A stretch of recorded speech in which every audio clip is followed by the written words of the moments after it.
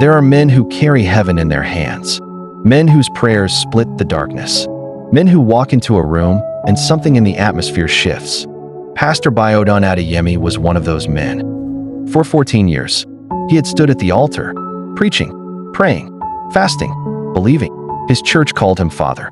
His members said that when he prayed, God listened differently, his family called him their everything. His wife, Favor, was the kind of woman people described with their eyes. Graceful, God-fearing, the pastor's strong right hand. She led the women's fellowship. She organized every church event. She prayed with him at midnight. She fasted with him on Fridays. Together they had 2 children, Philip, 8 years old, and little Rosemary, just 5. 2 children who crawled into his lap on Sunday mornings. 2 children he had dedicated to God at the altar with tears in his eyes. From the outside, Pastor Biodun's life looked like a testimony. But testimonies, as we know, are born from fire. It started with small things. Favor stopped coming to church, not suddenly, gradually, the way a candle dies. First she skipped 1 Sunday, then 2. She said she was tired. He believed her.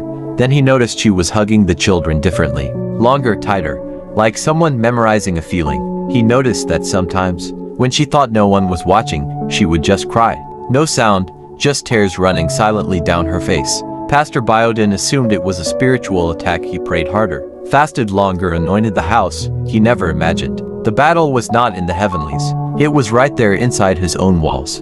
Then one Sunday after service, Sister Deborah pulled him aside. She was one of his oldest church members, a woman of integrity. She held his hand and spoke carefully. "Pastor, I don't want to worry you, but I saw Sister Favor at the hospital last week. She did not see me. She was in the oncology wing. I thought you should know."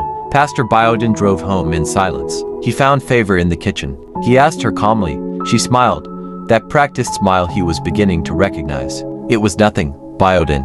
Just a routine check. Everything is fine." He looked at her. She looked back, and in the space between them, a lie sat down and made itself comfortable. It was a Tuesday night. He came home from a minister's prayer meeting. The house was quiet, not the quiet of sleep, the quiet of something waiting. There was an envelope on the dining table, sealed, his name on the front, written in Favor's handwriting. Favor walked in from the bedroom. She had been crying. Her eyes said she had been crying for days. "Please," she said quietly, "read it, but let me be here when you do." He sat down. He picked up the envelope. He opened it slowly, the way a man opens something he already fears. His eyes moved across the page. First, confusion, then disbelief, then something that had no name. He set the letter down. He could not speak, and Favor, through her tears, finally said what the letter had already told him. "Biodun, the children are not yours, and I am dying." He did not shout. He did not break anything. He simply stood up, picked up his Bible, and walked out of the house. He walked until his legs brought him to the church. His church, the place where he had told others that God is faithful. He sat in the front pew, alone, and for the first time in 14 years of ministry, he could not pray. The questions came instead. How long had she known? Who was the man?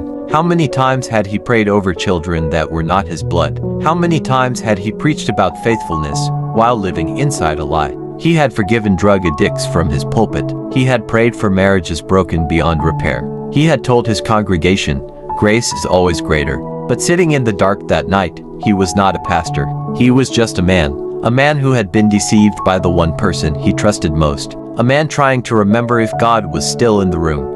Morning came, as it always does, and with it, the sound of small feet. The church doors burst open. Philip and Rosemary, still in their pajamas, came running down the aisle. "Daddy, Daddy, we looked everywhere for you." They threw themselves into his arms, arms wide, eyes full of a love that knew nothing of the night before. Love that had never heard of betrayal. Love that did not know about letters on dining tables. Love that only knew one thing. "Daddy." Pastor Biodun held them. He held them the way a drowning man holds the only thing keeping him above water. These children were not his blood, but they were his. Their mother had betrayed him, but she was dying.